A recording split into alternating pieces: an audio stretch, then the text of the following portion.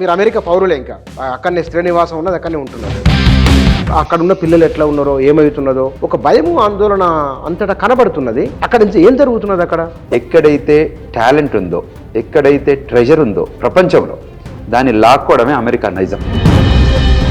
Trump 2.0లో స్పెసిఫిక్గా ఏమంటే make America great again.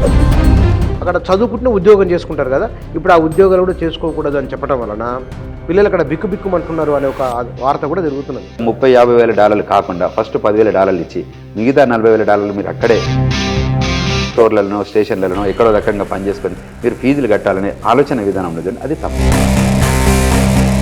అంటే ట్రంప్ అమెరికా గ్రేట్ అగైన్ అన్నారు కదా, అమెరికా రానివ్వరు, పోయినా కష్టాలు ఉంటాయి అని ఒక. మీరు దొంగల, మీరు దొరలైతే లోపలికి రండి, మీరు దొంగలైతే మన వాళ్ళు ఏం చేస్తున్నారు, అమెరికన్ ఎంప్లాయ్మెంట్ చేసుకునే వర్క్ను మనం స్టూడెంట్గా వాయిలేట్ చేసి వాళ్ళ వర్క్ తీసుకొచ్చి. ఇంతవరకు అమెరికా చరిత్రలో ట్రంప్ 10,000 అబద్ధాలు చెప్పినట్ట. అమెరికన్స్ ఏమంటున్నారు, మీలాంటి వాళ్ళ భావన ఏమిటి? అక్కడ ఈ దేశంలో ఉండాలంటే ఈ దేశ సార్వభౌమాధికారాన్ని మీకు ఒప్పుకోవాల్సిందే. Trump is not a politician, is a shrewd business. నమస్తే. అమెరికా అనగానే గుర్తుకొచ్చేది ఒక మంచి భవిష్యత్తు అని. తెలుగు వాళ్ళతో పాటు మన దేశం నుంచి వివిధ రాష్ట్రాల వాళ్ళు వేల సంఖ్యల నుంచి లక్షల సంఖ్యలోకి పెరిగింది ఆ సంఖ్య. అమెరికా బతుదెరువు కోసం వెళ్ళేవారిది. ట్రంప్ రెండోసారి అధికారంలోకి వచ్చిన తర్వాత కొంత గందరగోళం గజిబిజి ఉన్నదా అనే ఒక భయము ఆందోళన వస్తున్నది. రెండోది, మన వారి నుంచి వెళ్తే ఎట్లా ఉంటారో ఏమిటి అనే ఒక అది కూడా ఉన్నది. ఈ సందర్భంలో అసలు అమెరికాలో ఏం జరుగుతున్నది? ప్రధానంగా మన 2 తెలుగు రాష్ట్రాల అక్కడ చదువుకుంటున్న వారు, భవిష్యత్తులో వెళ్ళాలనుకునే వారికి, మన వారికి ఎట్లాంటి అవకాశాలు ఇంకా ఉన్నాయి? జరుగుతున్న ప్రచారంలో నిజాలు ఏమిటి? వీటి గురించి మనం తెలుసుకుందాం. అమెరికాలో గ్రీన్ కార్డ్ హోల్డరు, కొన్నాళ్ళుగా అక్కడనే ఉంటున్నారు. Global Telangana founder chairman Vishweshwar Reddy గారు మన దగ్గర ఉన్నారు, వారితో మాట్లాడదాం. సార్ నమస్కారం. నమస్కారం. సార్, మీరు అమెరికా పౌరులే ఇంకా అక్కడనే శ్రీనివాసం ఉన్నది, అక్కడనే ఉంటున్నారు. మీడియాలో జరుగుతున్న చర్చ, బయట అక్కడక్కడ 10 మంది కలిసి మాట్లాడుకుంటున్నది, అక్కడున్న పిల్లలు ఎట్లా ఉన్నారో ఏమవుతున్నదో, అసలు భవిష్యత్తు ఉంటుందా ఉండదా, అక్కడి వారు క్షేమంగా ఉన్నారా లేరా అనే ఒక భయము ఆందోళన అంతటా కనబడుతున్నది.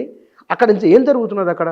యాక్చువల్గా దీన్ని బేస్ ఎలా ఉండబోతుందంటే, ఇవాళ అమెరికా సంయుక్త రాష్ట్రాల్లో ట్రంప్ 2.0 వచ్చిన తర్వాత అది ఒక మానియా, అది ఏదో జరిగిపోతుంది, ట్రంప్ అందరినీ వెళ్ళగొడుతున్నారు అక్కడ నుండి. అయితే అందులో ఆలోచన విధానం ఎలా ఉందంటే, Trump pro immigration, against to immigration, అది మేజర్ కన్సర్న్. సో ట్రంప్ అనే అడ్మినిస్ట్రేషన్ కానీ, ట్రంప్ అంటే ఇండివిజువల్గా కానీ ఆయన ఈజ్ ప్రో ఇమిగ్రేషన్.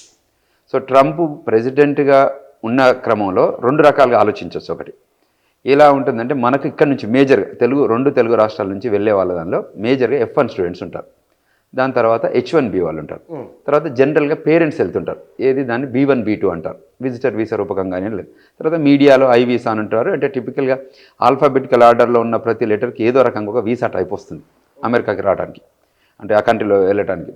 R1 అనే రిలీజియస్ వీసా రూపకంగా కూడా వస్తారు, అంటే అక్కడికి వచ్చే వాళ్ళంతా. ఇది హిస్టారికల్, ఇదే ఇమిగ్రేషన్ కంట్రీ. అమెరికా అనేది Trump duration, Trump administration time కాకుండా హిస్టారికల్గా అమెరికా అంటేనే ఒక ఇమిగ్రెంట్ కంట్రీ. ఎందుకంటే ఒకప్పుడు అక్కడ ఎవరు లేని జనం నుంచి ప్రపంచవ్యాప్తంగా ఈ ఇమిగ్రేషన్ కూడా, ఇది ఇండియా ఇమిగ్రేషన్ కాదు, ఇది గ్లోబల్ ఇమిగ్రేషన్. అంటే ప్రపంచవ్యాప్తంగా ప్రతి దేశం నుంచి వెళ్ళగలిగే ఏకైక కంట్రీ అది ఒక అమెరికా. ఎందుకంటే ఇవాళ 196 దేశాల నుంచి మన యుఎన్లో ఉన్న రిజిస్టర్డ్ కంట్రీస్లో ఉన్న మేజర్, అంటే 180+ కంట్రీస్ నుంచి కూడా ప్రజెన్స్ ఉంది అక్కడ. ఎస్పెషల్లీ నేను వాషింగ్టన్ డీసీలో ఉన్నది political capital of the world. అంటే ప్రపంచమే అక్కడ ఉన్నట్టు ప్రపంచంలో వాళ్ళ ప్రాతినిధ్యం ఉంది అంటే ప్రపంచమే అక్కడ ఉంది. ప్రతి కంట్రీ కాన్సులేటో ఎంబసీయో అక్కడ ఉంటుంది, అంటే ఆ దేశంలో. అంటే కొన్నిట్లలో కొన్ని కంట్రీస్ ఉండకపోవడం ఉంటుంది, కానీ ఈ దేశంలో మాత్రం ఉంటుంది. అంటే ఇమిగ్రేషన్ కోసము ప్రపంచవ్యాప్తంగా ఆ దేశం ఏ రకంగా చూస్తుంది అంటే, ఎక్కడైతే టాలెంట్ ఉందో, ఎక్కడైతే ట్రెజర్ ఉందో ప్రపంచంలో దాన్ని లాక్కోవడమే అమెరికా నైజం. ప్రపంచంలో ఏ దేశంలో కూడా టాలెంట్ ఉన్నా, ట్రెజర్ ఉన్నా, అంటే ట్రెజర్ లాక్కోవడం అంటే గుంజుకోవడం కాదు, బట్ ఇన్వెస్ట్మెంట్ బేస్డ్ మీద. సో ఏదైతే ఎంప్లాయ్మెంట్ బేస్డ్ మీద వస్తున్నారో, ఏదైతే ఇన్వెస్ట్మెంట్ బేస్డ్ మీదనో మొత్తానికైతే అమెరికాకి రావాలంటుంది. ట్రంప్ 2.0లో స్పెసిఫిక్గా ఏమంటే మేక్ అమెరికా గ్రేట్ అగైన్, మాగా ఆ రూపకంగా ఏ రకంగా తీసుకొచ్చారో అందులో భాగంగా మనకు నుంచి వచ్చిన విద్యార్థులకు, అంటే ఏదైతే F1 వీసా ప్రోగ్రామ్ ఉందో అందులో ఏం చేంజెస్ రాలేదు. ఎందుకంటే పేరెంట్స్ పర్స్పెక్టివ్ చెప్తున్నాను ఇక్కడ. మనం చేసుకున్న పేపర్ వర్క్లో కానీ మనం చేసుకుంటున్న ఆలోచన విధానమే తప్ప అక్కడ ఏం చేంజెస్ లేవు. ఫస్ట్ 2 ఏళ్ళు వీసా, ఏదైతే మనకు 5 ఏళ్ల వీసాలో 2 ఏళ్ళు చదువుకోవడానికి, తర్వాత స్టెమ్ ఏదైతే సైన్స్, టెక్నాలజీ, ఇంజనీరింగ్, మ్యాథమెటిక్స్ వాళ్ళకు 3 ఏళ్ళు, రెగ్యులర్ వాళ్ళకి 12 నెలలు మనకి ఓపీటీ టైం అని ఉంటుంది, అది ఇస్తున్నారు. అందులో ఏం చేంజెస్ జరగలేదు. సో అందువల్ల అక్కడ కూడా ఏం లేదు. H1B ప్రోగ్రామ్ కూడా ఏదైతే 3 ఇయర్స్ 1 టర్మ్, తర్వాత మళ్ళీ 3 ఇయర్స్ చొప్పున మొత్తానికి 6 ఇయర్స్ H1B ప్రోగ్రామ్ ఉంటుంది. దాని తర్వాత గ్రీన్ కార్డ్ ఉంటుంది, దాని తర్వాత యూఎస్ సిటిజన్షిప్ వస్తుంది, న్యాచురలైజేషన్ సిటిజన్షిప్ అంటారు. దీన్ని పాత్ టు సిటిజన్షిప్ అంటారు. సో ఈ ఆలోచన విధానంలో ఏమాత్రం మార్పు లేదు. కానీ చేంజ్ ఏమైంది అంటే ఈ ఉన్న ప్రాసెస్ను మొత్తం ఆడిటింగ్ చేస్తున్నారు. హోల్ ఎండ్ టు ఎండ్ ప్రాసెస్ను వెరిఫికేషన్ మొదలైంది. ఎందుకు? అదేంటంటే మాకు కొన్ని వయలేషన్ చేసిన వ్యక్తులు మా దేశంలో ఉన్నారు.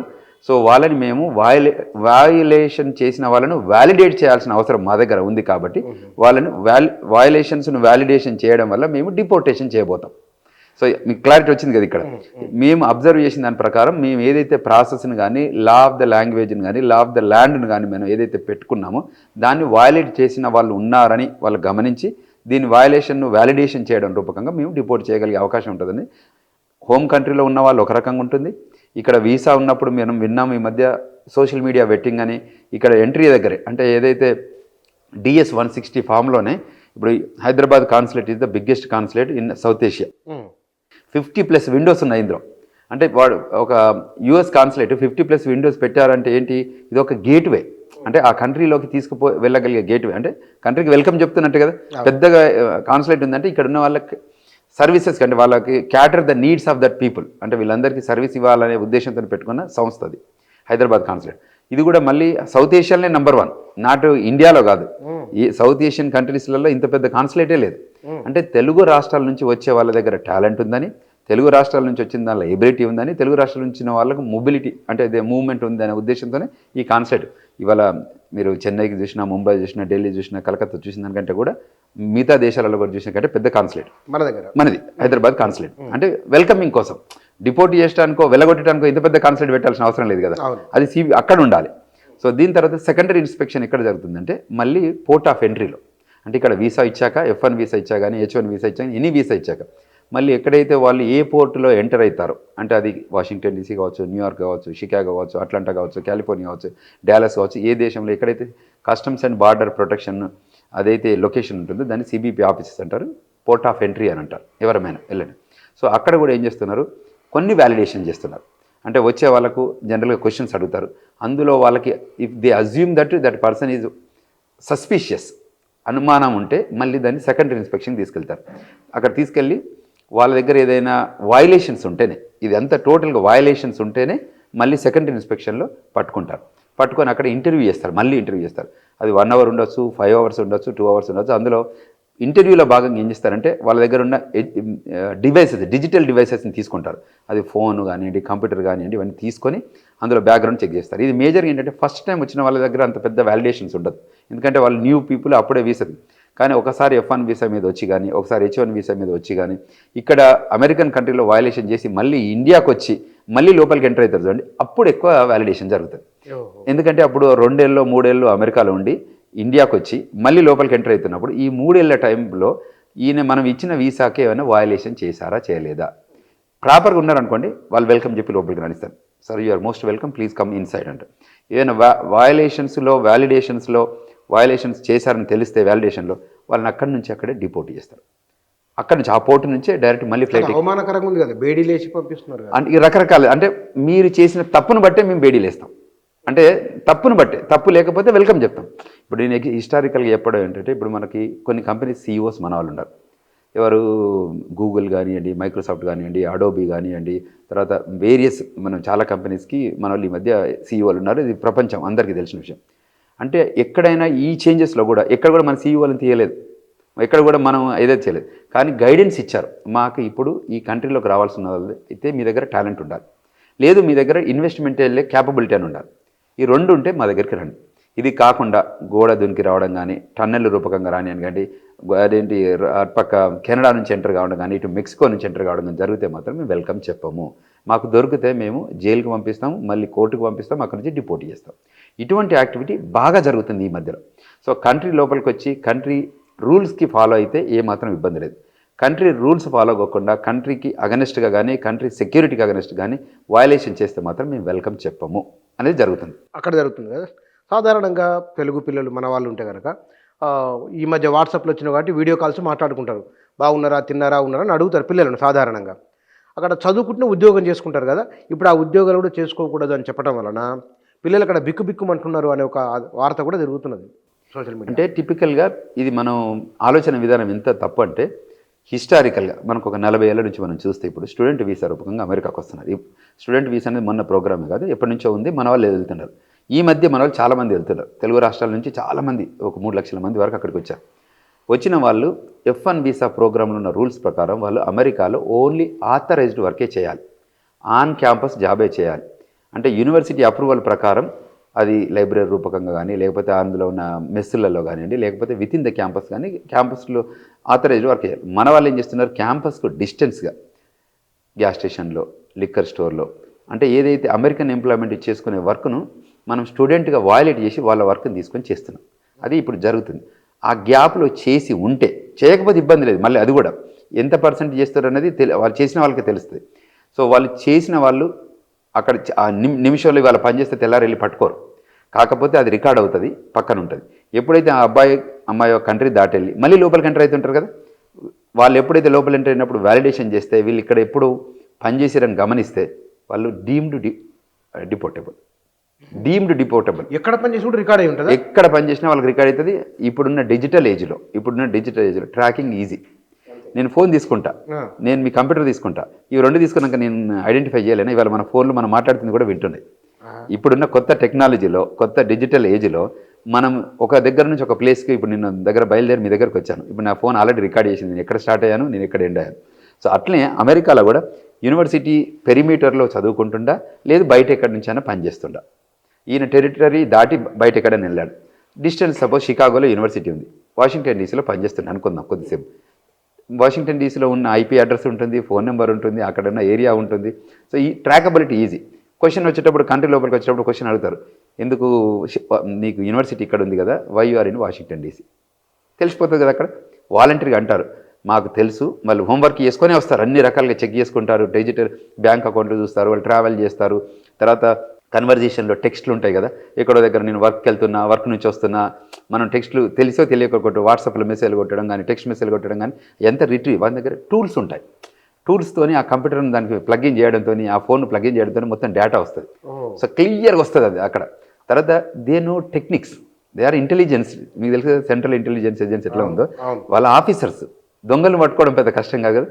మీరు దొరలా దొంగల, మీరు దొరలైతే లోపలికి రండి, మీరు దొంగలైతే బయటికి వెళ్ళండి.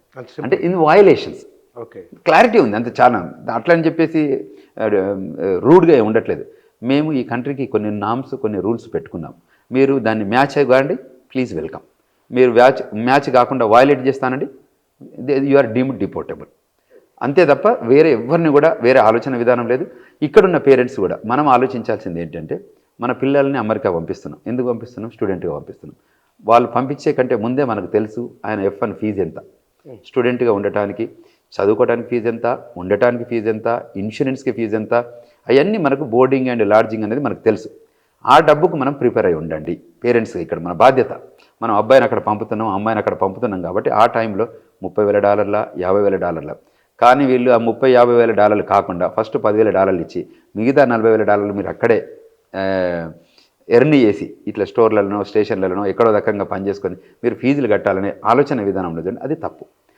ఆ ఆలోచన విధానం మనం మారి ఈ $50,000 ఇక్కడ బ్యాంక్ లోన్ రూపకంగా కానీ, లేకపోతే ఫైనాన్స్ మన బ్యాంక్ అకౌంట్లో ఉండడం, ఫండ్స్ అంటే సేవింగ్స్ అకౌంట్లో ఉండడం రూపకంగా ఉండి ఈ 50,000 పూర్తిగా ఖర్చు పెట్టి వాళ్ళని 2 ఏళ్ళు చదువుకొనిచ్చి మీరు ఎక్కడ బయట పని చేయొద్దు, మీరు university authorized on campus job, university మన ప్రొఫెసర్ దగ్గరనో కానీ, లైబ్రరీల దగ్గర కానీ, లేకపోతే ఆన్ క్యాంపస్ కెఫెటేరియాను కానీ, రెస్టారెంట్ అంటే విత్ ఇన్ ద క్యాంప్, అది కూడా ఒక కల్చర్ నేర్పాలనే ఉద్దేశం.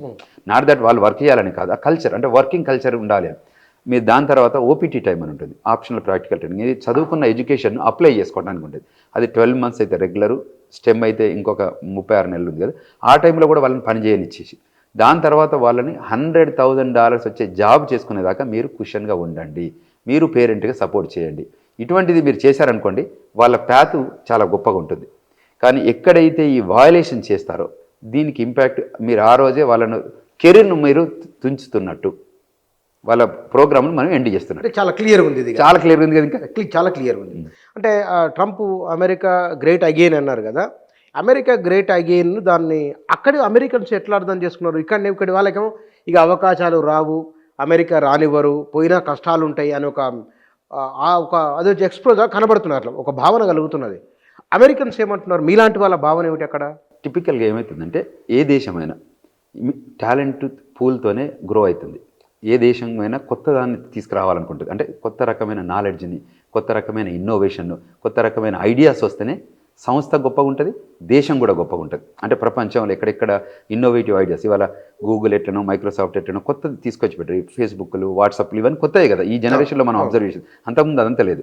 ఇవాళ గూగుల్ మ్యాప్స్ మనం ప్రపంచంలో ఏ నుక్ అండ్ కార్నర్లో ఏ దేశం ఎక్కడ ఉందో ఇంట్లో కూర్చొని చూడగలుగుతాం. ఒకప్పుడు గూగుల్ మ్యాప్స్ లేనప్పుడు మనం ఏం చూసేవాళ్ళం? ఇవి డిజిటల్ పిక్చర్స్ లేనప్పుడు ఎట్లా చూసేవాళ్ళం? పేపర్లో ప్రింట్ అయిన మ్యాప్లో చూసేవాళ్ళం. ఇవాళ మనం ఏరియల్ మ్యాప్లో చూసి అక్కడ దాకెళ్ళి ఆ ఇల్లు ఎలా ఉందో కూడా చూడగలిగే క్లారిటీ వచ్చింది. ఇవాళ డాట్ ఎడుతుంది అంటే విత్ విజువల్. ఆ ఇంటి ముందు కారు ఉందా, బండి ఉందా, ఇల్లు ఉందా, ఏ సైజ్ ఉంది, ఏంటి, ఇల్లు ఎప్పుడు కొన్నారు, ఇప్పుడు ఓపెన్, ఇదంతా పబ్లిక్ యాక్సెస్ ఫైల్స్ అంటే ప్రతి ఒక్కరు ప్రపంచంలో ఏది చెప్పినా మనం ఇవాళ world become a global village అయింది. సో అంచేత ఈ టెక్నాలజీ అడ్వాన్స్మెంట్ అయిన టైంలో మనం అక్కడున్న పీపుల్, అంటే ఏదైతే అమెరికన్ వాళ్ళు ఆయన ఏం చెప్పాడంటే, నేను ఈ దేశం ప్రొటెక్ట్ చేస్తాను. దీనికంటే ముందు డెమోక్రటిక్ గవర్నమెంట్ ఉండే, ఈయన రిపబ్లికన్ వాళ్ళు. వీళ్ళు రైటిస్ట్ వింగ్ అంటారు. రిపబ్లికన్ వాళ్ళు రైటిస్ట్, వాళ్ళు కొంచెం న్యూట్రల్గా ఉండేవారు. సో లాస్ట్లో వాళ్ళు మైగ్రేషన్ చాలా ఓపెన్ అప్ చేశారు. ఓపెన్ అప్ చేసి చాలా కంట్రీస్ నుంచి వచ్చారు మైగ్రేషన్. వచ్చిన వాళ్ళు లాయల్గా కంట్రీగా పనిచేస్తే ఇబ్బంది లేదు. మీకు ఒక ఎగ్జాంపుల్ ఇస్తాను. మొన్న వాషింగ్టన్ డీసీ వేదికగా ఆఫ్ఘనిస్తాన్ నుంచి వచ్చిన ఒక అసైలం నుంచి వచ్చిన వ్యక్తి వచ్చి ఒక ఇద్దరిని చంపేశాడు. ఇక్కడ వైట్ హౌస్ పక్కన. అయ్యో. నేషనల్ గార్డ్స్ని. సో వచ్చిన వాళ్ళు ఇప్పుడు మన ఇండియా నుంచి వచ్చారనుకోండి, వాళ్ళు పని చేసుకుంటుంటారు. మనం వచ్చిన పర్పస్ ఏంటి, మనకు వచ్చిన ఇమిగ్రేషన్ పర్పస్ ఏంటి, మన పని ఏంటి, అంతవరకు లిమిట్ అయితే ఇబ్బంది లేదు. మీకు ఇంకో ఎగ్జాంపుల్ ఇస్తాను. ఆస్ట్రేలియాలో మీకు ఇద్దరు గన్మెన్లు కలిసి ఎంతమందిని 14 మందిని చంపారు ఆ బీచ్లో. అంటే కళ్ళ ముందు జరిగిన సంఘటన, మీరు లైవ్గా వీడియోలలో కూడా చూశారు. అంతే చేస్తారు. అంటే ఈ కంట్రీకి మిమ్మల్ని వచ్చింది ఒక పర్పస్తో వచ్చారు. Limit your purpose. మీరు ఆలోచన ఏంటి, మీరు వచ్చిన పర్పస్ ఏంటి, దానికి ఫోకస్ చేయండి. మీరు లిమిట్ చేస్తే మిమ్మల్ని ఎవరు డిస్టర్బ్ చేయరు. అందులో ఇద్దరు గురించే మనం మాట్లాడుతున్నాం, ఇక్కడ ఒకరి గురించే మాట్లాడుతున్నాం, కానీ మొత్తం. సో ఏ రకంగా ఈ మైగ్రేషన్ మూవ్మెంట్ అయిందో ఇవాళ మీకు 98% తెలుగు వాళ్ళకి మన దగ్గర ఎబిలిటీ ఉంది, మన దగ్గర నాలెడ్జ్ ఉంది, మన దగ్గర ఎక్స్ట్రాడినరీ థాట్ ప్రాసెస్ ఉంది, తర్వాత సర్వీస్ చేసే మైండ్ సెట్ ఉంది. ఇలా ప్రపంచానికి యూత్ టాలెంట్ ఇస్తుంది ఒక ఇండియా ఒకటే. వాళ్ళ వరల్డ్కి, నాట్ ఓన్లీ అమెరికా, ప్రపంచంలో ఏ దేశమైనా మైగ్రేషన్ ఆగట్లేదు. ఎందుకంటే ప్రతి దేశం కూడా పనిచేసే వాళ్ళని అడుగుతుంది. అంటే మనం కూడా ఒక కంపెనీ పెట్టుకున్నాం అనుకోండి, టాలెంట్ ఉన్న వాళ్ళని మనం వదులుకుంటాం ఎప్పుడైనా? మనం ఆ ఆర్గనైజేషన్ గ్రో కావాలంటే క్వాలిటీ వర్క్ చేసే వాళ్ళని ఎప్పటికీ వదులుకోం. అమెరికా కూడా ఏమంటుందంటే, నా దగ్గరకు వచ్చి క్వాలిటీ వర్క్ చేయండి, ఈ దేశంకి వచ్చి మీరు మంచిగా ఎర్నియండి.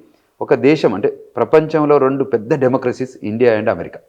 డెమోక్రసీ కంటే అమెరికాలో పుట్టిన సిటిజన్కి అమెరికన్ సిటిజన్ అయ్యే అవకాశం ఉంది. అమెరికా పుట్టకపోయినా మిగతా అన్ని పొజిషన్లు తీసుకోగలిగే ఏకైక దేశం అదొకటే. మీరు ఇక్కడ నుంచి వచ్చి అక్కడ మీరు you can become anything other than only US citizenship, US president తప్ప మిగతా అన్ని, గవర్నర్ కావచ్చు, ఏ రకమైన పొజిషన్లో కూడా వచ్చు. అంటే బయట దేశంలో పుట్టించి గొప్ప ఆపర్చునిటీస్ ఇస్తున్నట్టే కదా. అంటే నేను అనేది, మీరు రండి, ఈ దేశము ఓపెన్. అంటే మైగ్రేషన్ అంటే వాళ్ళకు కూడా తెలుసు, వాళ్ళకు కాన్స్టిట్యూషన్ ఉంది, వాళ్ళకు కూడా బైలాస్ ఉంది, వాళ్ళకి హిస్టారికల్గా జరుగుతుంది కదా. ట్రంప్ అనేది ఒక 4 years ఇంకొక 4 years టైం, అంటే term based. It is the term, is not a permanent కాదు, ఇది ఓన్లీ టర్మ్. ఈ టర్మ్లో ఆయన తీసుకున్న నిర్ణయాలు కూడా ఎలా ఉండబోతుంది అంటే, ఎగ్జిక్యూటివ్ ఆర్డర్స్ అని తీసుకుంటున్నారు. ఎవరి ఇంట్రెస్ట్లో చూస్తున్నారు? కంట్రీ ఇంట్రెస్ట్లో చూస్తారు. ఒకవేళ ఆ ఎగ్జిక్యూటివ్ ఆర్డర్ కంట్రీ ఇంట్రెస్ట్ కాకపోతే కోర్టు సిస్టమ్ వల్ల అబ్స్టైన్ చేస్తుంది, ఆపేస్తుంది అక్కడ. Your interest is not country interest, we are stopping you, act upon it. ఇంతకుముందు ఒకసారి ఒక 7 కంట్రీలను ఆయన బ్యాన్ చేశాడు అక్కడ నుంచి వచ్చేవాళ్ళని. సో అమెరికా ఏం చెప్పింది, ఏదైతే లీగల్ సిస్టమ్ ఏమంది, నీ ఇంట్రెస్ట్లో నువ్వు ఏదైతే తీసుకున్న నిర్ణయం కరెక్టే, నువ్వు తీసుకున్న 7 కంట్రీలను లోపలికి రానిచ్చేది మీరు బ్యాన్ చేస్తున్నావు కదా, వీ అగ్రీయింగ్ అని చెప్పారు. అది కాకుండా 2-3 కార్పొరేషన్ ఇష్యూస్లో ఏదైనా ఇష్యూస్ వచ్చినప్పుడు ట్రంప్ తీసుకున్న నిర్ణయాలకు నో అని కూడా చెప్పింది. అమెరికాలో ఈ మధ్య వాళ్ళ షట్ డౌన్ అంటున్నారు. అసలు షట్ డౌన్ అంటే ఏమిటి? అమెరికా ట్రంప్ హయాంలోనే 2 సార్లు, 3వ సారి షట్ డౌన్ ఎందుకు ఎదుర్కొంటున్నది? రైట్. ఇంతకుముందు కూడా మనం హిస్టారికల్గా చేస్తే లాస్ట్ టైం 43 రోజులు జరిగింది షట్ డౌన్. యూజువల్గా అక్కడ ఎలా ఉంటుందంటే, సిస్టమ్ అంటే లీగల్ సిస్టమ్ కానీ, కాన్స్టిట్యూషన్ సిస్టమ్ కానీ, పొలిటికల్ సిస్టంలో కానీ, డెమోక్రటిక్ పార్టీ, గవర్నమెంట్ 2 పెద్ద పార్టీలు అక్కడ. ఐడియాలజికల్గా అది ప్రతిదీ కూడా గవర్నమెంట్ అప్రూవ్ చేయాలి. అప్రూవల్ ప్రాసెస్లో ఫైనాన్షియల్, ఎస్పెషల్లీ ఫైనాన్షియల్ ఏంటంటే అక్కడ to administrate, to organise, to execute everything గవర్నమెంట్లో ఉన్న వాళ్ళందరూ చేయాలి. రెండు పార్టీలలో మెజారిటీ ఎలా ఉండబోతుందంటే హిస్టారికల్గా ఎలా ఉంటుందంటే సెనెట్లో 52-48 రావడం, 51-49 రావడం, అంటే వాళ్ళది 70-30 ఉండదు. సో ఇట్లా రావడంతో ఏమవుతుంది, వాళ్ళకి ఏదైనా ఒక పాలసీలో నిర్ణయం తీసుకోవాలన్నా, ఒక ఫైనాన్షియల్ నిర్ణయం తీసుకోవాలన్నా వీళ్ళది రోల్ ప్లే ఉంటుంది. సో సెనెట్లో అప్రూవల్ కానీ, హౌస్ ఆఫ్ రిప్రజెంటేటివ్లో అప్రూవల్ కానీ తీసుకుంటేనే వాళ్ళ ఫైనాన్సెస్ అప్రూవ్ అవుతుంది.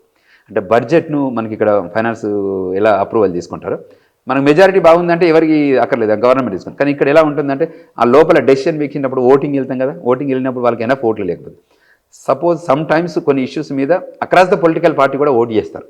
అది కంట్రీ ఇంట్రెస్ట్ ఉందని అనుకుంటే, సపోజ్ ఇప్పుడు రిపబ్లికన్ పార్టీ నుంచి ఒక ప్రపోజల్ వస్తే డెమోక్రటిక్ పార్టీ వాళ్ళు వచ్చి కూడా ఓటేస్తారు, because is a country interest అనుకుంటే.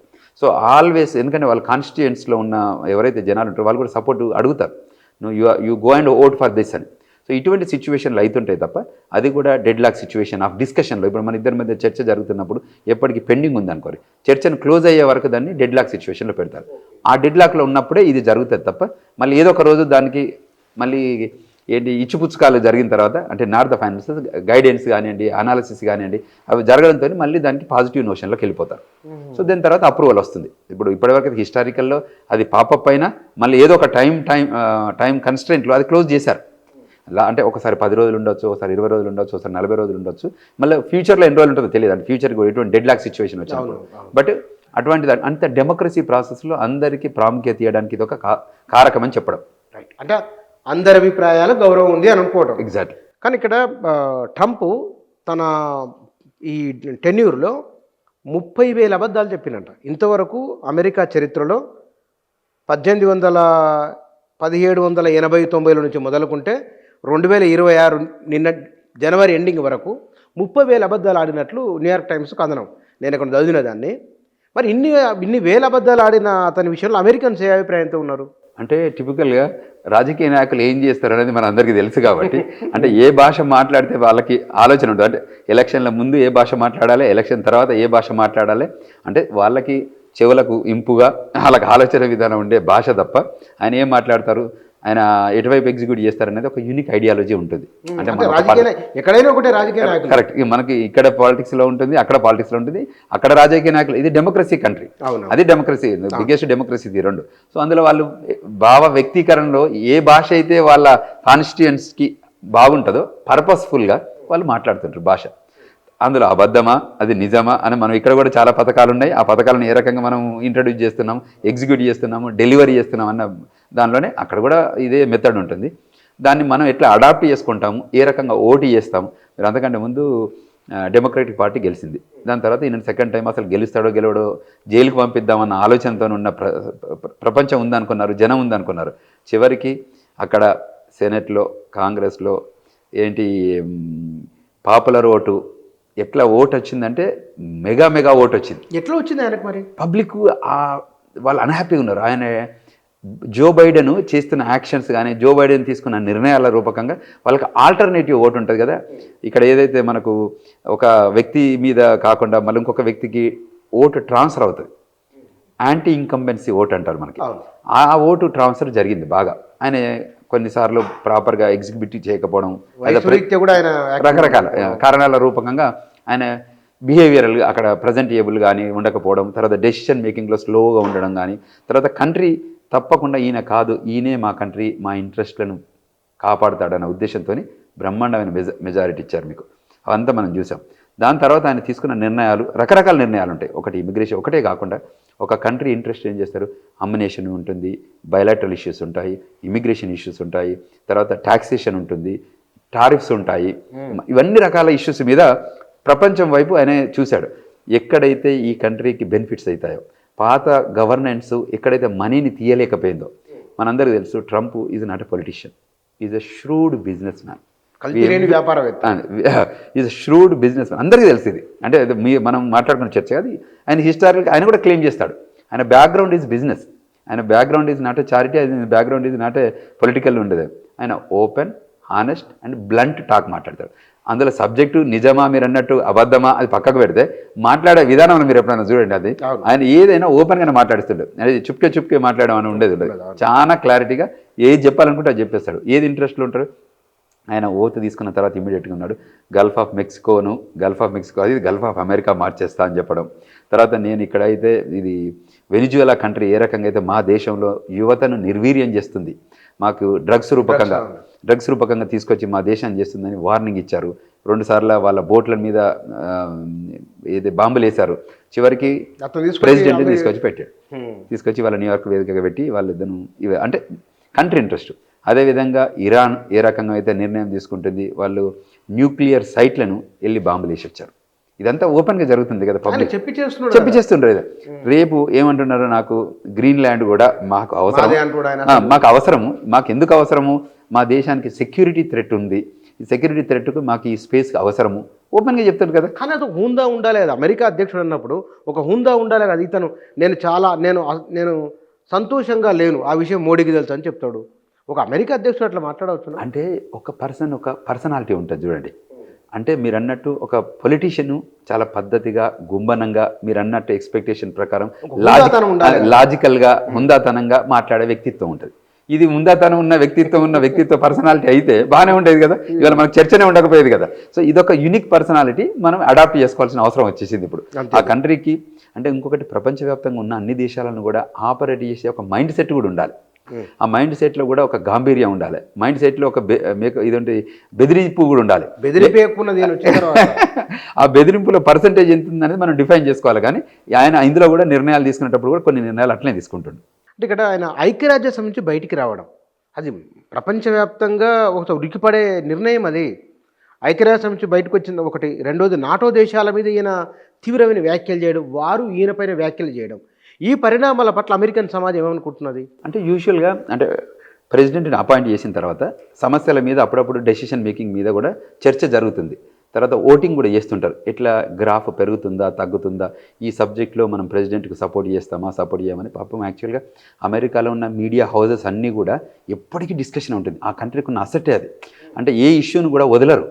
దానికి మీడియా స్వేచ్ఛ ఉంది, చాలా స్వేచ్ఛ ఉంది. మీడియా స్వేచ్ఛ గురించి అడిగితే ప్రెసిడెంట్ ఉండే వైట్ హౌస్ ముందే టెంట్ వేసుకొని ప్రొటెస్ట్ చేస్తారు. వేరే పక్కకు పెట్టండి, ఈ రోజు వరకు కూడా ప్రపంచానికి ఏం చూపిస్తున్నాం అంటే, మా ప్రెసిడెంట్ ఐడియాస్ను కూడా వ్యతిరేకించే వాళ్ళను మా ప్రెసిడెంట్ హౌస్ ముందు కూడా పెట్టుకునే మేము స్వేచ్ఛ ఇచ్చాము.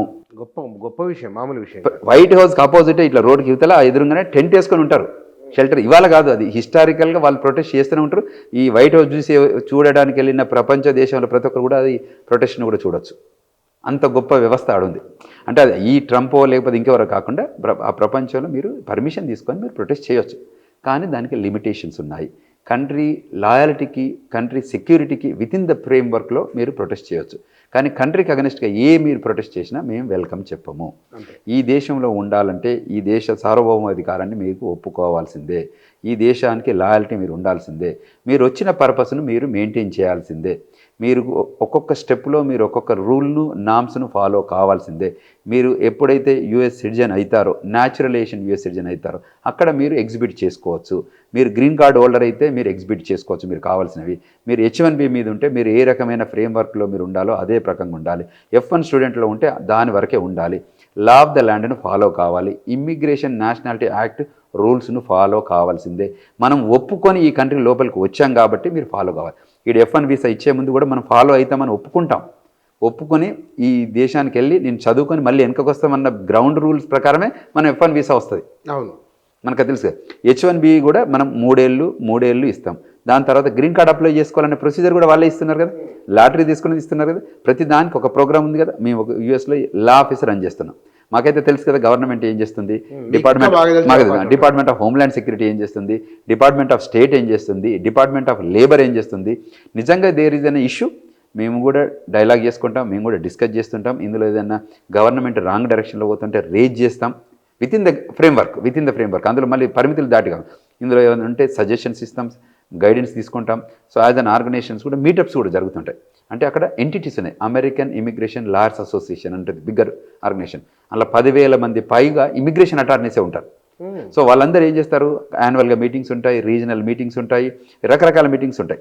ఇప్పుడు actually we are having one meeting in Delhi, American immigrant వాళ్ళు ఏంటంటే కొత్త కొత్త ప్రోగ్రామ్స్ ఏమి ఇంట్రడ్యూస్ చేయాలి, ప్రోగ్రామ్స్లో ఏమైనా లూప్ హోల్స్ ఉన్నాయా, లూప్ హోల్స్ను అడ్వాంటేజ్గా తీసుకున్న ప్రజలకు ఏ రకంగా మనం ఫిక్స్ చేయాలి, మనం కరెక్షన్ ఏ రకంగా చేయాలి అనేది తప్ప వేరే రకంగా రూల్స్ చేంజ్ కాలేదు. ఎక్కడ కూడా బుక్లో ఇండియన్స్ను మేము రానియట్లేదు అని ఎక్కడ రికార్డులో పెట్టుకోవాలి. ఇక్కడ ప్రపంచవ్యాప్తంగా అమెరికా ఎకానమీ ప్రపంచ ఎకానమీ అయింది. ఇప్పుడు అమెరికా ఎకానమీ కూలితే ప్రపంచం కూలిపోతుంది. డాలర్లో మొత్తం మారకం అంతా డాలర్లో ఉన్నది. ఆయన ప్రపంచంలో యుద్ధాలు వద్దని ఏర్పడిన ఒకానొక వ్యవస్థను దాని నుంచి చైనా అమెరికా ఈ రెండే ఇవాళ పెద్దగా కనిపిస్తుంది. ఒకప్పుడు రష్యా. ఇవాళ అమెరికా బయటికి రావడం వలన అమెరికన్స్ ఒకవేళ యుద్ధం అంటూ వస్తే కనుక, లేదా అమెరికన్ యుద్ధం చేస్తున్నారు చాలా దేశాల మీద. సహజంగా అమెరికన్స్ చాలా సున్నిత స్వభావులు అంటారు. ప్రభుత్వం తప్పు చేస్తే వాళ్ళు నిరసన వ్యక్తం చేస్తారు కదా. ట్రంప్ విషయంలో కూడా వ్యతిరేకంగా ర్యాలీలు జరుగుతున్నాయి. ఆయన ప్రాబల్యం ఉన్న రాష్ట్రాలలో కూడా ఓటమి పాల డెమోక్రాట్లు గెలుస్తున్నారు అని మీడియాలో వార్తలు వస్తున్నాయి. అమెరికన్స్ ఒపీనియన్ ఎట్లా మారుతున్నది అంటే, ఇప్పుడు మిడ్ టర్మ్ ఎలక్షన్స్ ఉంటాయి. అంటే ఫస్ట్ జనరల్గా ఉంటాయి 4 year టర్మ్లో, మధ్యలో మిడ్ టర్మ్ 2 years ఉంటాయి. అప్పుడు అన్ని ఎలక్షన్స్, కొన్ని గవర్నర్లు, కొన్ని సెనెట్ సీట్స్ ఇవన్నీ చేంజ్ అవుతుంటాయి. పార్లమెంట్ సీట్స్ కూడా కొన్ని అటు షఫల్ అవుతుంటాయి, రిజైన్ చేసినవి ఉంటాయి. అప్పుడు మనం మ్యాండేట్ చూడొచ్చు. ఒకవేళ పబ్లిక్ పాలసీలో కానీ, గవర్నమెంట్ అడ్మినిస్ట్రేషన్లో కానీ, ప్రెసిడెన్షియల్ రూల్లో కానీ ఏదైనా చేంజెస్ ఉంటే ఓటు రూపకంగా చూపిస్తారు. మీరు అన్నట్టు ప్రొటెస్ట్ కూడా చేస్తారు. అంటే ఆ డెమోక్రసీ ఉంది, ఇట్స్ డెమోక్రటిక్. అది 100 మంది రావచ్చు, 10,000 మంది రావచ్చు. ఆ ప్రొటెస్ట్కి పర్పస్ కూడా ఉండొచ్చు. కొన్నో వాల్యూ ఉంటుంది, కొన్నో ఇంకా ప్రొటెస్ట్ చేయాలి కాబట్టి ప్రొటెస్ట్ చేస్తారు. సో దాన్ని కూడా వాళ్ళు వెల్కమ్ చెప్తారు. కానీ ఓటు చివరి నిర్ణయం ఓటు రూపకంగా, గెలుపు ఓటములతోనే డెమోక్రసీ కంట్రీ కాబట్టి అట్లేం చేస్తారు. అందులో భాగంగానే ఫ్రేమ్వర్క్లు చేస్తారు. దాని రిజల్ట్స్ని బట్టి ఎక్కడ అవుతుంది, ఈ ఇప్పుడు మీరు ఇంతకుముందు మనం చెప్పుకున్నట్టు ఈ ఏదైతే గవర్నమెంట్ డెసిషన్ మేకింగ్లో డబ్బు దగ్గర డెసిషన్లో వచ్చినప్పుడు డెడ్ లాక్ సిచ్యువేషన్ వస్తుందో, ఈ గవర్నమెంట్ నెంబర్స్తోనే కదా. డెమోక్రటిక్ పార్టీకి ఎన్ని సెనెట్ ఓట్స్ ఉన్నాయి, రిపబ్లికన్ పార్టీకి ఎన్ని సెనెట్స్ ఉన్నాయి, అక్కడే బాగున్నాయి అనుకోండి, డెసిషన్ ఈజీగా స్మూత్గా సేల్ అవుతుంది. తర్వాత డెసిషన్ వచ్చేస్తుంది బయటికి.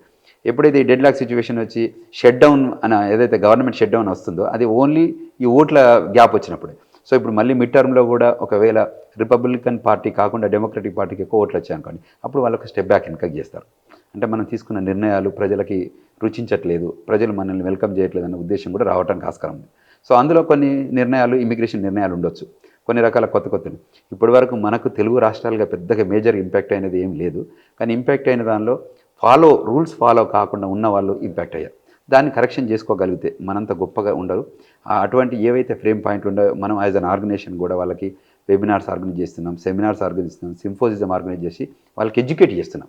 ఎందుకంటే ఈ ఎడ్యుకేషన్ రూపకంగా చాలామంది నాలెడ్జ్ రూపకంగా ఏమైనా చిన్న చిన్న మిస్టేక్స్ చేస్తే కూడా కరెక్షన్ చేసుకునే అవకాశం దొరుకుతుంది. ఉదాహరణకి ఎవరో ఒక పేరెంట్స్ ఈ మధ్య తెలంగాణలో ప్రధానంగా ఆంధ్రప్రదేశ్ 2 రాష్ట్రాల్లో మధ్యతరగతి ఎదిగింది. కొత్త వాళ్ళు ప్రధానంగా గ్రామీణ ప్రాంతాల నుంచి చదువుకున్న వాళ్ళు ఈ ఉద్యోగాలు చేసుకోవడం, కొత్త తరం ఈ 40-50 ఏళ్ళ వాళ్ళ పిల్లలు ఇప్పుడు అమెరికాకి ఎక్కువ పెరుగుతున్నారు. అలాంటి వాళ్ళకి చాలా అనుమానాలు ఉంటాయి, అపోహలు ఉంటాయి, వాళ్ళు పుట్టి పెరిగిన వాతావరణ ప్రభావాలు ఉంటాయి. మరి అమెరికా రావాలంటే మీలాంటి వాళ్ళని కలవాలన్నప్పుడు ఎట్లా కలవాలి, వారి సమస్య ఎట్లా వారికి మీరు స్టార్ట్ అవుతుంది? మేము తప్పకుండా వెల్కమ్ చెప్తున్నాం. మనం గ్లోబల్ తెలంగాణ అసోసియేషన్ రూపకంగా కూడా నాకు ఇప్పుడు మీరు ఇంత చాలా బ్రహ్మాండమైన విషయం ఇది. గ్రామీణ ప్రాంతాల నుంచి, మధ్యతరగతి కుటుంబాల నుంచి చాలామంది మైగ్రేషన్ చేస్తున్నారు. ఇక్కడ పాపులేషన్ పెరిగిపోయింది. సో వీళ్ళు ఒక అమెరికానే కాదు, ప్రపంచంలో ఏ దేశంలో ఆపర్చునిటీ ఉన్నా కూడా ఆ దేశంలోకి వెళ్తున్నారు. నేను మొన్న ఒక ఎగ్జాంపుల్ ఇస్తుంటే, అక్కడ క్యూరాసావ్ అని ఒక ఐలాండ్ ఉంటుంది. ఆ ఐలాండ్లో ఒక వ్యక్తిని, నేను ఒక కాన్ఫరెన్స్కి వెళ్తే అక్కడ వెళ్ళినప్పుడు ఒక చామన్ చాయ్ ఉన్న వ్యక్తి అక్కడ కనబడాడు. నేను అనుకున్నాను ఈ చామన్ చాయ్ వ్యక్తి ఉన్నాయనే మేబీ తమిళనాడుకు సంబంధించిన వ్యక్తి ఏమో అని అనుకున్నానంటే. అక్కడ పనిచేస్తున్నారు. అక్కడ వచ్చి ఇది గ్లోబల్లో ఇట్స్ నెదర్లాండ్ యాంటిల్లా, అరూబా, బానేర్, క్యూరాసావ్ అని ఒక చిన్న ఐలాండ్ కంట్రీ, చిన్న ఐలాండ్ కంట్రీ. అందులో పనిచేస్తున్నారు, వర్క్ చేస్తుండ్రు రెస్టారెంట్లో. అక్కడ హాస్పిటాలిటీ ఇండస్ట్రీలో మార్నింగ్ నేను బ్రేక్ఫాస్ట్కి వెళ్ళేసరికి ఆయన సర్వీస్ చేస్తుంటే నాకు ఇండియన్ లాగా అనిపించింది. సరే మాట్లాడాలి, కన్వర్జేషన్ కదా. So are you from India అని అన్నాను. అంటే ఎస్ ఐఎమ్ ఫ్రమ్ ఇండియా అన్నారు. ఓకే దెన్ ఇండియా అన్నాక ఆర్ యూ ఫ్రమ్ తమిళనాడు అన్న. అంటే కొంచెం తమిళ లాగా ఉంటుంది మనకు, కలర్ కాంప్లెక్షన్ బట్టి జడ్జిమెంట్ చిన్నగా ఉంటుంది కదా. సో అట్లా అంటే నో ఐఎమ్ ఫ్రమ్ ఆంధ్రప్రదేశ్ అన్నాడు. ఓకే ఆంధ్రప్రదేశ్ అంటే తెలుగులోకి మాట్లాడవచ్చు, కాబట్టి తెలుగు రావాలి. సో అయితే ఆంధ్రప్రదేశ్లో ఎక్కడ అని అడిగినంటే ఐఎమ్ ఫ్రమ్ తెలంగాణ అన్నాడు. You are from Telangana. Okay let's talk. ఇంకా మళ్ళీ మన తెలుగు కొంచెం భాషగా. సో తెలంగాణ అంటున్నావు కదా, మరి ఏ జిల్లా మీద అంటే మాది జగిత్యాల జిల్లా అన్నాడు. ఒక్కసారి పాజ్ అయిపోయాను నేను.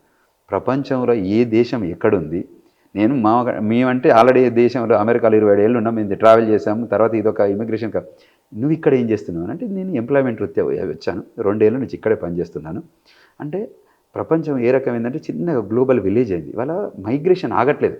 ఎక్కడ జగిత్యాల జిల్లా, ఎక్కడ వ్యక్తి అక్కడ పనిచేస్తున్నారు. మైగ్రేషన్ ఏ రకంగా జరిగిపోయింది? రెస్టారెంట్లో, హాస్పిటాలిటీ ఇండస్ట్రీ అంటాం. అంటే పీపుల్ స్టూడెంట్ రూపకంగా వెళ్తున్నారు, జనం బిజినెస్ రూపకంగా వెళ్తున్నారు, ఎంప్లాయ్మెంట్ రూపకంగా వెళ్తున్నారు, హాస్పిటాలిటీ వెళ్తున్నారు, క్రూజ్ షిప్స్లో చేస్తున్నారు, అదేవిధంగా ఫార్మింగ్ చేస్తున్నారు, మైనింగ్ చేస్తున్నారు, మినరల్ ఎక్స్ప్లోరేషన్ చేస్తున్నారు. ఇవాళ ఆఫ్రికన్ కంట్రీస్ అనుకోండి, సౌత్ అమెరికన్ కంట్రీ అనుకోండి, కరేబియన్ ఐలాండ్స్ అనుకోండి, ఆస్ట్రేలేషియా కంట్రీస్ అనుకోండి, మైగ్రేషన్ ఆగట్లేదు. పబ్లిక్ ఎక్కడ ఆపర్చునిటీ, మన గల్ఫ్ కంట్రీస్ అయితే మనం చెప్పాల్సిన అవసరం లేదు, అది హిస్టారికల్గా ఆపర్చునిటీ.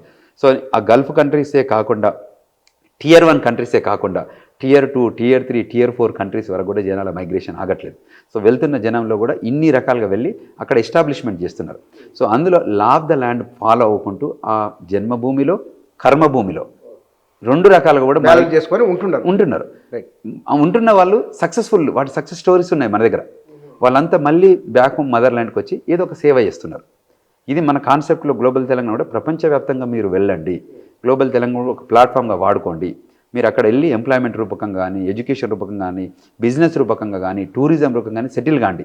మళ్ళీ మాతృభూమికి హితోధికంగా సేవ చేయండి. మీ దగ్గర ఉన్న నాలెడ్జ్, మీ దగ్గర ఉన్న ఎంప్లాయ్మెంట్ ఆపర్చునిటీ కూడా ఈ దేశానికి చెప్పండి. ఈ దేశంలో నుంచి చాలామందికి వెళ్ళగలిగే అవకాశం ఉంది. మీరు ఒక గేట్వే చేయండి, మీరు మా అంబాసిడర్ కాండి ఆ దేశంలో. సో ఆ రూపకంగా మీరు వెళ్ళొచ్చు అని చెప్తున్నాను. మీరు ఇంతకుముందు అన్నట్టు ఇక్కడ అంటే అమెరికన్ కంట్రీ వైపు చూస్తే కూడా చాలామంది కూడా సక్సెస్ స్టోరీస్ ఉన్నాయి మన వాళ్ళు. చాలా కొంచెం పర్సంటేజ్ ఆఫ్ పీపుల్ ఈ మధ్యతరగతి కుటుంబాల నుంచి వచ్చిన వాళ్ళు అజంప్షన్స్, నేను అక్కడ వెళ్ళి పని చేయవచ్చు అన్నది అజంప్షన్ తప్పు. మీరు క్లారిటీ తీసుకోండి. మా దగ్గర ఇక్కడున్న పేరెంట్స్ కూడా మేము విజ్ఞప్తి చేస్తున్నాం, మీరు మీ పిల్లల్ని కమిటెడ్గా ఆ 2 ఏళ్ళు చదువుకొనివ్వండి. ఆ 2 ఏళ్ళలో పని చేయనియకండి. పని ఓన్లీ యూనివర్సిటీ పని చేయమని చెప్పండి. అది మా విజ్ఞప్తి. ఎందుకంటే అది మీ దగ్గర మీరు ఆ క్వశ్చన్ ఇవ్వండి యాజ్ అ పేరెంట్గా. చెప్పండి పిల్లలకి, నాన్న మీరు చదువుకోండి, మీ ఎడ్యుకేషన్ రూపకంగా మీరు $100,000 జాబ్ చేయండి, పోయి $10, $12, $15 జాబ్లకు మీరు వెళ్ళకండి. మీరు గట్టిగా చెప్పారనుకోండి పేరెంట్స్లో, వాళ్ళు కూడా కాన్ఫిడెన్స్ ఇస్తే, నాన్న నాకు రెంట్ కానీ నాకు డబ్బు కానీ అంటే నేను టేక్ కేర్ చేస్తాను, నేను ఎట్లయినా మీకు చేస్తాను. ఈ టైం 2 ఏళ్ళ వరకు, ఆ 2 ఏళ్ళ వరకు అంటే పీజీ అయ్యే వరకు, ఆ పీజీ 2 ఏళ్ళ వరకు నేను సపోర్ట్ చేస్తాను. పేరెంట్ కాన్ఫిడెన్స్ ఇస్తే ఏం చేస్తారు, ఈ అబ్బాయి అక్కడ పనిచేయడు. టిపికల్గా మనం గైడ్ చేయాలి వాళ్ళకి, నాన్న మీరు అక్కడ వెళ్ళి పని చేయొద్దు. పేయకపోవడం వల్ల వీళ్ళకు క్రెడిట్ ఉంటుంది, వాళ్ళకు ఫ్యూచర్ కెరీర్ ఇచ్చినట్టు ఉంటుంది, వీళ్ళు ప్రాపర్గా సెటిల్ అవుతారు. ఇప్పుడు హిస్టారికల్గా వెళ్ళిన వాళ్ళు, స్టూడెంట్లు వెళ్ళిన వాళ్ళు ఎప్పటికీ ఇష్యూ రాలేదు. ఇదంతా ఈ మధ్యన జరుగుతుంది. సో మేము వీళ్ళకి పేరెంట్స్ కూడా, మీరు కూడా పిల్లలకి కాన్ఫిడెన్స్ ఇవ్వండి. ఈ టైంలో ఇవ్వడం ద్వారా ఆ పిల్లలంతా చాలా యూనివర్సిటీకి వెళ్ళారు. ఈ సంవత్సరం చాలామంది తగ్గిపోయారు. పర్సంటేజ్ అందరూ మనకు 30-40% డౌన్ అయింది. ఇప్పుడు ఒక లాస్ట్ ఇయర్ 1,00,000 మంది పోతే వాళ్ళు 70-60-70 వేల వరకే వెళ్ళారు స్టూడెంట్స్. అయితే అమెరికా అనేది ఎప్పటికి ఉంటుంది. అమెరికాలో రీసెర్చ్ ఫెసిలిటీస్ ఉన్నాయి, అమెరికాలో ఇన్నోవేషన్ స్పేస్ ఉంది, అమెరికాలో గ్లోబల్ కనెక్షన్స్ ఉంటాయి. ఇప్పుడు మనం ఇన్ని కంట్రీస్ నుంచి అమెరికాలో ఉండడం వల్ల, మనం వెళ్ళడం వల్ల చాలా ఎక్స్పోజర్ వస్తుంది. మన surrounded by people various countries నుంచి ఉన్న టాలెంట్ ఉన్నది, ట్రెజర్ ఉంది. ఆ ట్రెజర్ని మనం గెయిన్ చేసుకోవాలి. నేను ఆల్వేస్ గైడ్ చేస్తుంటాం, అమెరికా అనేది ఒక మైన్. మీరు మీ రెక్కల కష్టంతో ఏ రకంగా చేయబడతారు, అది కోల్ మైన్ చేస్తారా, అది సిల్వర్ మైన్ చేస్తారా, అది గోల్డ్ మైన్ చేస్తారా, అది డైమండ్ మైన్ చేస్తారా, అది ప్లాటినం మైన్ చేస్తారా అనేది మీ స్ట్రెంత్ ఉంటుంది, మీ ఎబిలిటీతో ఉంటుంది. మన ఇక్కడ నుంచి వెళ్ళిన వాళ్ళు సక్సెస్ స్టోరీస్ ఉన్నాయి, కొన్ని ఫెయిల్యూర్ స్టోరీస్ ఉన్నాయి. సక్సెస్ స్టోరీస్ని మనం అడాప్ట్ చేసుకోండి, కష్టపడండి, వెళ్ళిన పర్పస్కి నిలబడి ఉండండి. మీరు you will go greater heights. Okay. ఎక్కడైతే మనం మిస్యూజ్ చేస్తామో, మన ఈ మధ్య జరిగిన కొన్ని సంఘటనలు మాకు కూడా బాధ అనిపిస్తుంది. అక్కడ వెళ్ళిన తర్వాత మనీ లాండరింగ్ ఇష్యూలలో ఇన్వాల్వ్ కావడం, థెఫ్ట్ కేసులలో ఇన్వాల్వ్ కావడం, ఇవైతే మనం వెళ్ళింది అమెరికా వెళ్ళింది థెఫ్ట్ కేసులో ఇన్వాల్వ్ కావడానికి కాదు కదా, మనం వెళ్ళింది మనీ లాండరింగ్ కేసులో ఇన్వాల్వ్ కాదు. మనం వెళ్ళిన పర్పస్ స్టూడెంట్, మనం వెళ్ళిన పర్పస్ రీసెర్చ్, మనం వెళ్ళింది స్కిల్డ్ లేబర్ వర్క్, మనం వెళ్ళింది ఏ పని వెళ్తే ఆ పని చేసుకోవాలి. మనం మీడియాలో ఐవీసా మీద వెళ్తాం, మీడియా మనం క్యాప్చర్ చేసుకొని రండి, విజిటర్ వెళ్ళండి, మంచిగా చూసి రండి. ప్రపంచంలో ఏ దేశం ఏనని 10 సంవత్సరాల వీసా ఇవ్వగలిగే ఏకైక దేశం అమెరికా. 10 years వీసా ఇస్తుంది విజిటర్గా. 6 నెలలు రమ్మని చెప్తుంది, 6 months మీరు ఉండొచ్చు అని చెప్తుంది. ఇయ్యడం వీసా 10 ఏళ్ళు ఇస్తుంది. ప్రపంచంలో ఏ దేశం కూడా 10 ఏళ్ళు ఇవ్వదు విజిటర్ వీసా. అంటే మీరు రండి, అంటే కంటిన్యూస్గా రండి అంటుంది. అంటే 10 ఏళ్ళగా అంటే ఆ కంట్రీకి మీరు రండి, పర్పస్ఫుల్గా ఉండండి, మీ పర్పస్ అయినాక వెళ్ళిపోండి. వేరే ఉద్యోగాలు చేయొద్దు, విజిటర్ వీసా మీద వెళ్ళినట్టు చేయొద్దు. కానీ there is another change of status opportunity ఉంటుంది, మేము గైడ్ చేస్తాం, మీరు చేయొచ్చు. కానీ పద్ధతిగా ట్రాన్స్ఫర్ కాండి, చేంజ్ ఆఫ్ స్టేటస్ రిక్వెస్ట్ పెట్టండి, అది అప్రూవల్ అయిన తర్వాత మీరు వర్క్ చేసుకోవచ్చు. Change of status B1 B2 రండి, మీరు F1గా మార్చుకోవచ్చు, స్టూడెంట్కి కూడా కావచ్చు. అది కూడా చేంజ్ ఆఫ్ స్టేటస్ రిక్వెస్ట్ చేయండి, గవర్నమెంట్ అప్రూవ్ ఇస్తే మీరు స్టూడెంట్గా ఉండండి. కానీ మన దగ్గర ఉదాహరణకు నాట్లేయడానికి ఛత్తీస్గఢ్ నుంచి, బెంగాల్ నుంచి మన దగ్గరికి వస్తున్నారు. తక్కువ ధరకు వస్తున్నారు. ఎందుకు వస్తున్నారని ఎవరు అనట్లేదు, ఎవరు అనరు కూడా. మరి అమెరికాలో ఎందుకు పని విషయంలో ఇంత నిబంధన ఉంది? అంటే అక్కడున్న ఇప్పుడున్న భారతదేశంలో ఉన్న జియోగ్రఫీ కానీ, భారతదేశంలో ఉన్న ఎంప్లాయ్మెంట్ కానీ, ఇక్కడి ఎకో సిస్టమ్ వేరు, అమెరికన్ ఎకో సిస్టమ్ వేరు. అమెరికాలో వాషింగ్టన్ డీసీలో తక్కువ డబ్బుకు పనిచేయలేరు. అంటే జియోగ్రఫికల్గా వేజెస్ రిపోర్ట్ ఉంటుంది అక్కడ. ఈ పర్టికులర్ సిటీలో ఇంత వేజ్ ఇవ్వాలని, ఈ పర్టికులర్ సిటీలో ఇంత వేజ్ ఇవ్వాలి. ఇప్పుడు అమెరికాలో కూడా ఫార్మ్ ల్యాండ్స్ ఉంటాయి కదా, ఇక్కడ నుంచి వచ్చి పనిచేస్తున్నారు. H2B వర్క్స్ అంటారు. ఆఫ్రికా కంట్రీస్ నుంచి వచ్చి పనిచేస్తారు, సౌత్ అమెరికన్ నుంచి వస్తారు. సీజనల్ వర్కర్స్ అంటారు. ఇక్కడైతే ఏ రకంగా సీజనల్ వర్క్ ఉంటుందో, మనం ఖరీఫ్, రబీ అని ఎట్లా సీజన్ అనుకుంటాము, అక్కడ కూడా అమెరికాలో 10,000 ఎకరాలు, 20,000 ఎకరాలు, 50,000 ఎకరాల ఫార్మింగ్ జరుగుతుందంటే చేసే వాళ్ళకు కూడా గవర్నమెంటే ఇస్తుంది వీసా. ఈ సీజన్కి వచ్చి మీరు పని చేయండి, వెళ్ళిపోండి, మీ దగ్గర ఈ టాలెంట్ ఉంది కాబట్టి పనిచేయండి. ఇవాళ అమెరికాలో ఎలా ఉంటుందంటే టెక్నాలజీని మనం ఓన్ చేసుకున్నాం, స్పోర్ట్స్ ఇంకొకరు ఓన్ చేసుకున్నారు, ఈ ఇన్నోవేషన్ ఇంకో రకంగా ఓన్ చేసుకున్నారు. తర్వాత కన్స్ట్రక్షన్ వర్క్, అంటే ఆ కంట్రీలో కన్స్ట్రక్షన్ వర్క్ వేరు. ఇండియన్స్ వెళ్ళి అక్కడ కన్స్ట్రక్షన్ వర్క్ చేయట్లేదు, ఫార్మింగ్ వర్క్ చేయట్లేదు. మన వాళ్ళంతా మేజర్గా ఉండేది technology work. Major I'm talking, మిగతా లాయర్లు ఉన్నారు, రీసెర్చ్లో ఉన్నారు, తర్వాత డాక్టర్స్ ఉన్నారు, చాలామంది నర్సెస్ ఉన్నారు. ఇటువంటి వాటిలో అంటే వైట్ కాలర్ జాబ్స్ మన వాళ్ళు చేస్తున్నారు. అంటే ఇండియన్ నుంచి, నాట్ ఓన్లీ తెలుగు రాష్ట్రాలే కాకుండా ఆల్ ఇండియా నుంచి వెళ్ళిన వాళ్ళంతా. సో అటువంటి ఆపర్చునిటీ ఉంది వీసా ఫ్రేమ్ వర్క్లో ఉండడం వల్ల. మీరు ఆ వీసా నామ్స్లో ఉంటే మీకు ఏమాత్రం ఇబ్బంది లేదు. అది పరిమితి దాటితేనే ఇబ్బంది వస్తుంది. ఇప్పుడు చైనా, అమెరికా రెండిట్లలో అమెరికా చైనాకు భయపడుతున్నది తప్ప ప్రపంచంలో ఎవరికి భయపడట్లేదు అని అది కూడా కనబడుతున్నది. ఈ రెండిట్లలో అమెరికా, చైనా, ఈ రెండిట్లలో మెల్లమెల్లగా చైనా ప్రపంచ శక్తిగా ఆవిర్భవిస్తుందని ఒక డిస్కషన్ ఉన్నది కదా, దానిపైన? అమెరికా ఎప్పుడు చైనాకు భయపడదు, ఎప్పటికి భయపడదు. అది అంతే, అది రూల్. అంటే ఆలోచన, మీడియా అది ఉంటే చెప్పుకోవచ్చు, భయపడదు. చైనా మోడల్ వేరు. చైనాదంతా మీకు తెలుసు, అది కమ్యూనిజం మోడల్, ఇది డెమోక్రటిక్ మోడల్. ప్రపంచం వెల్కమ్ చెప్పేది దీన్ని ఎందుకు పెద్దన్న పాత్ర పోషించనిస్తుంది. వాళ్ళు ఏం చేస్తున్నారు, చాప కింద నీరులాగా అన్ని కంట్రీస్లోకి వెళ్ళి బిజినెస్ ఇన్వెస్ట్మెంట్ చేసి ఆ కంట్రీని ఎకో సిస్టమ్ని తీసుకోవాలని ఆలోచన వాళ్ళు. చైనా అది అంతా వెళ్ళిపోతుంది, వాళ్ళ సిస్టమ్ వేరు. ఇప్పుడు అక్కడ ఏం జరుగుతున్న సంఘటనలే మనకు చెప్పనప్పుడు, ఇవాళ మీరు అమెరికాలో జరుగుతున్న ప్రతి సంఘటనని నేనేమంటాను, ప్రెసిడెంట్ ముందటున్న ఇల్లు, ఇప్పుడు మీరు వచ్చిన రేపు అమెరికా వచ్చినా మీరు చూడొచ్చు ఆడ ప్రొటెస్ట్. చైనాలో ఆ ప్రొటెస్ట్ చేయగలుగుతామా, అట్లా మనం మాట్లాడగలుగుతామా? మీడియా ఎన్ని ఆంక్షలు ఉంటాయి అక్కడ. చైనా ఇస్ ద కమ్యూనిజం, మనకి ఎక్కడైనా బయటకు వస్తుందా? సో దాన్ని ఎప్పుడు కూడా వెల్కమ్ ఉండదు, వరల్డ్ ఎప్పుడు వెల్కమ్ చేయదు. దానికి ఇప్పుడున్న ఫ్రేమ్వర్క్లో నడుస్తుందే కానీ ఫ్యూచర్లో అది సక్సెస్ స్టోరీ కాదు. మీరు కమ్యూనిజం ఎన్ని కంట్రీలు లూజ్ అయినాయి ఈ గత 30 ఏళ్లలో? ఎన్ని కంట్రీస్ కమ్యూనిజం? డెమోక్రసీ ఎక్కడ పెరిగిపోతుంది అంటే డెమోక్రటిక్ వాల్యూస్ పెరుగుతుంది, దేశాలన్నీ యాక్సెప్ట్ చేస్తుంది. ఎక్కడైనా ఏదైతే రాజరిక ప్రభుత్వాలు ఉంటే కూడా వాటి కూడా మళ్ళీ డెమోక్రసీ తీసుకుంటుంది, కానీ కమ్యూనిజం వైపు వెళ్ళట్లేదు. మనం చూస్తున్న కంట్రీస్ కానీ అన్నీ కూడా డెమోక్రసీ సైడ్ టువర్డ్స్ టు మార్చి చేస్తుంది, నాట్ టు కమ్యూనిజం సైడ్ మార్చి చేయట్లేదు. ప్రపంచం ఇవాళ ఇరాన్లో ప్రొటెస్టులు జరిగాయి. మన ఇరాన్లో జరుగుతున్న ప్రతి ఏమంటారు, ప్రజలంతా దేశానికి వచ్చి మాకు డెమోక్రసీ కావాలి, మా పాత ఇరాన్ కావాలి, మేము ఏదైతే ఇంతకుముందు మేము బతికిన ఇరాన్ను మళ్ళీ తీసుకొద్దామనేదే కొన్ని లక్షల మంది రోడ్ల మీదకి వచ్చి ప్రొటెస్ట్ చేస్తున్నారు. అటువంటి సిస్టమ్ ఉన్నది, మాకు ఫ్రీడమ్ కావాలని కదా. సో మా కమ్యూనిజం కావాలని ప్రొటెస్ట్ చేయట్లేదు. అంటే ప్రపంచ దేశాలలో ఎక్కడైతే రాజరిక వ్యవస్థ ఉందో దాన్ని నిర్మూలన చేయాలి, తర్వాత డెమోక్రసీ సైడ్ టువర్డ్స్ వెళ్ళాలనేది చరిత్ర. సో వాళ్ళ దగ్గర ఉన్న ఐడియాలజీ బిజినెస్ ఐడియాలజీ, బిజినెస్ రూపకంగా కొనడం. అది ఎక్కువ రోజులు నడవదు, ఏదో ఒక రోజు అది కూడా పతనావస్థ అవుతుంది, దాని కూడా ఇబ్బంది. సో ప్రపంచంలో కూడా అమెరికాకు గుడ్ ఫ్రెండ్స్ ఉన్నారు, మీడియం ఫ్రెండ్స్ ఉన్నారు, నో ఫ్రెండ్స్ కూడా ఉంటారు. అది వెల్కమింగ్ యాక్ట్, ఎందుకంటే మన ప్రతి ఐడియాను ఆలోచనలో కూడా చేంజెస్ ఉంటాయి కదా. సో మనం వెల్కమింగ్ చేయని వాళ్ళు కూడా ఉంటారు, బట్ దట్స్ ఓకే. అమెరికా వాళ్ళని ఏమి తొక్కేయాలనుకో, కానీ అమెరికా ఇంట్రెస్ట్ కూడా ప్రపంచంలో ప్రతి దేశంలో ఉంటుంది. అయితే మీరు బ్రహ్మాండంగా వచ్చి డెమోక్రసీగా ఉండి మనతో కలిసి పనిచేస్తే మిమ్మల్ని మేము రికగ్నైజ్ చేస్తాం. మీరు మాకు ఎగనెస్ట్ అయితే మాత్రం మేము వెల్కమ్ చెప్పము. మీ మీద ఎక్కడ ఆంక్షలు విధించాలనో అక్కడ ఆంక్షలు విధిస్తాం. అది టారిఫ్ రూపకంగా కానీ ఇంకొక రూపకంగా కానీ, అంటే నిబంధనలు ఉండాలి, ఫ్రేమ్వర్క్లో, విత్ ఇన్ ద ఫ్రేమ్వర్క్లో ఉండండి. మీరు డెమోక్రసీగా మీరు రూల్ చేసుకోండి, మీ పరిమితిలో ఉండండి, మేము పరిమితం. ఇప్పుడు ఇండియా మీద మనకు అమెరికా వచ్చి ఏం ఆంక్షలు గొప్పగా ఏం పెట్టట్లేదు, ఒక టారిఫ్స్ ఉన్నదా రూపంగా. అది కూడా ఏం చెప్పారు, మీరు రష్యాకున్న ఉక్రెయిన్కున్న జరుగుతున్న వార్లో మీరు రష్యాకు బెనిఫిట్ చేస్తున్నారు, అమెరికా ప్రయోజనం కోసం చూసుకుంటున్నారు. అమెరికా అనేది కంట్రీ ఆ ప్రయోజనం చూడకపోతే అది అమెరికా ఎట్లా అవుతుంది? ప్రపంచ ప్రయోజనాలను కలుపుకుంటూ అమెరికా ప్రయోజనాలు గొప్పగా ఉండాలని కోరుకునేది ఏకైక దేశం అదొకటే. ప్లస్ దేశంలోకి మాకు ఈ కంట్రీ వాళ్ళు రావద్దు, ఈ కంట్రీ వాళ్ళు రావాలి అనేది. టాలెంట్ ఉన్న వాళ్ళు రమ్మని చెప్తుంది. కంట్రీలో ఉన్న ఏ కంట్రీలో ఇక్కడ టాలెంట్ ఉండండి మా దేశానికి రండి, మీకు EB1 ఇస్తాము, మీకు O1 ఇస్తాము, మీ ఎక్స్ట్రాడినరీ ఎబిలిటీ ఎక్కడున్నా ఇమ్మీడియట్గా అడాప్ట్ చేసుకునే ఏకైక కంట్రీ అమెరికానే. మీరు 20-30 ఏళ్ళు ఆయన అమెరికా 27 ఏళ్ళు. 27 ఏళ్ళు. తెలుగు ఇంత ఫ్లో ఉంది అసలు? అంటే నాకు భాష మీద ఇంట్రెస్ట్, దాని మీద అంటే తెలుగు భాష మీద బాగా నాలెడ్జ్ ఉంటుంది కాబట్టి నాకు ఇంట్రెస్ట్, అది ప్యాషన్ అన్నట్టు. ప్యాషన్ అంటే సాధారణ ఎవరమైనా సరే ఓ హిందీ ఏరియాలో 10 ఏళ్ళు ఉంటే కనుక తెలుగు కొంచెం తగ్గుతుంది, కానీ చాలా ఫ్లో ఉంది మీద. నాకంటే హిస్టారికల్గా నేను స్పీచెస్ ఇస్తుంటా, మీరు టీవీ ఛానల్లో కూడా చాలా మాట్లాడుతుంటా. ప్లస్ అదేవిధంగా ఏంటంటే అమెరికాలో వెళ్తే అక్కడున్న ఆడియన్స్ని బట్టి టోన్ చేంజ్ చేస్తా. అక్కడున్న మీటింగ్ స్ట్రక్చర్లో if I need to talk in that kind of slang English అది మాట్లాడతాం. ఇక్కడ మనకి ఇక్కడ తెలుగు రాష్ట్రాల్లో ఉన్న జనాలకి వినసొంపుగా ఉండే భాష ఉంటేనే వీళ్ళు మనల్ని వెల్కమ్ చెప్తారు కదా. నేనేదో మాట్లాడుతుంటే వాళ్ళకి వెల్కమింగ్ ఉండదు కదా. సో వీళ్ళకు ఏదైతే మాధ్యమం మన వాళ్ళ కనెక్ట్ చేసేదే ఈ భాష మాధ్యమం కదా, ఆ కనెక్షన్లో నేను కనెక్ట్ చేయగలుగుతా. ప్లస్ నాకు తెలుగు భాష మీద ముందు నుంచి కూడా అంటే హిస్టారికల్గా కూడా ఈనాడు పేపర్ చదవడం రూపకం కానీ, తర్వాత అప్పుడు తెలుగు భాష మీద కానీ, తెలుగు లిటరేచర్ మీద కానీ చదువుతుంటా, బుక్కులు కూడా చదువుతుంటా. సో ఆ కంటెంట్ మలిదేశ తెలంగాణ ఉద్యమంలో నేను బాగా పనిచేశాను. సో అందులో పనిచేయడం వల్ల నాకేంటంటే అప్పుడు బుక్కులు చాలా చదివాం.